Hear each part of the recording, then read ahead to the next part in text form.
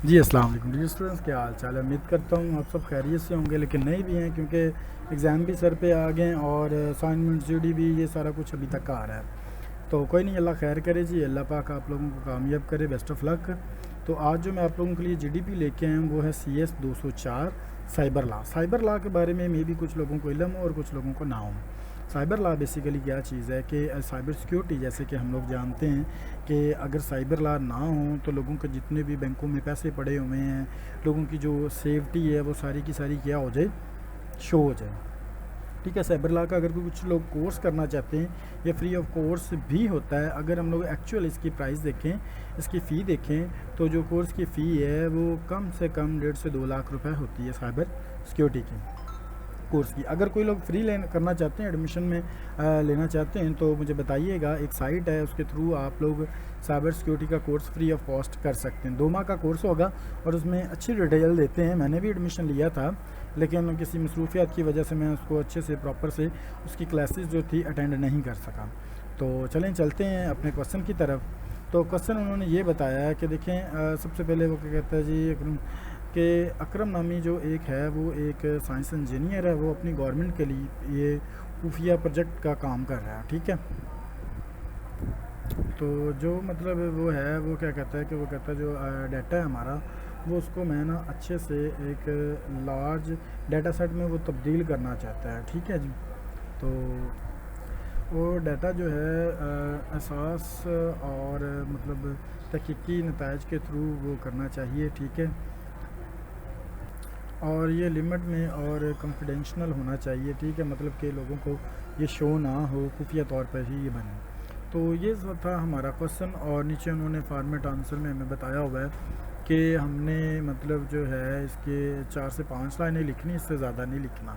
ठीक है, और दूसरी बात ये कि इसकी रीज़न हमने लिखनी है। एक रीज़न दी, आपको पता है कुछ जीडीपीज़ के अंदर उन्होंने 2 रीज़न भी पूछी हैं।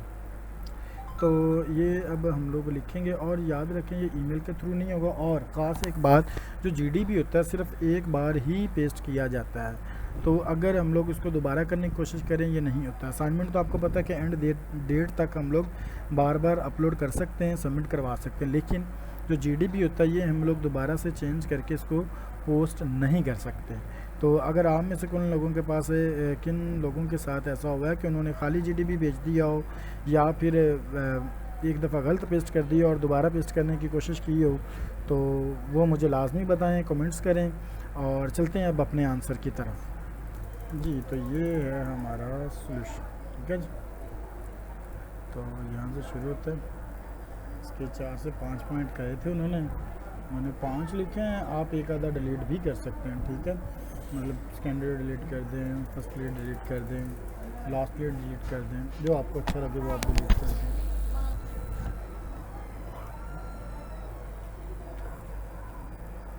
चलिए साथ म्यूज़िक भी सुनते हैं। और एक हाँ बात कि जो लोग को मतलब ये जीडी भी चाहिए वो मुझे ईमेल कर सकते हैं। ईमेल मेरा vupracticalhelp@gmail.com ही है। तो बाकी best of luck for exams. तो बाकी दूसरा, हाँ आप लोग अनाउंसमेंट्स लाजमी चेक करें। ठीक है, उसके अंदर उन्होंने बताया हुआ है कि हमने कौन कौन से लेक्चर्स तैयार करने हैं फॉर एग्ज़ाम। एक चीज़ और, कुछ स्टूडेंट्स कहते हैं कि जी हमें ब्लरी शो हो रहा है। तो ब्लरी तब शो होता है जब हमारा इंटरनेट स्लो हो।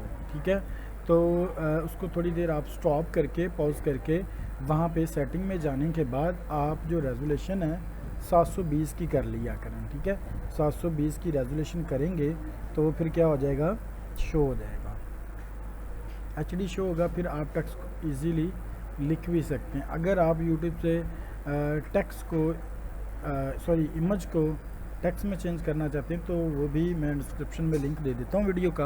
उस पर क्लिक करेंगे तो उसके अंदर भी गाइड किया गया कि आपने यूट्यूब से एक पिक्चर लेके उसको टेक्स्ट में कैसे चेंज करना है। तो लाजमी देखें, और जिन लोगों को मेरी वीडियो अच्छी लगे काइंडली लाइक करें, सब्सक्राइब करें, और थैंक यू सो मच। दुआओं में लाजमी याद रखिएगा। Bundle of thanks. अल्लाह पाक आपको कामयाब करें। Best of luck. अल्लाह हाफिज़।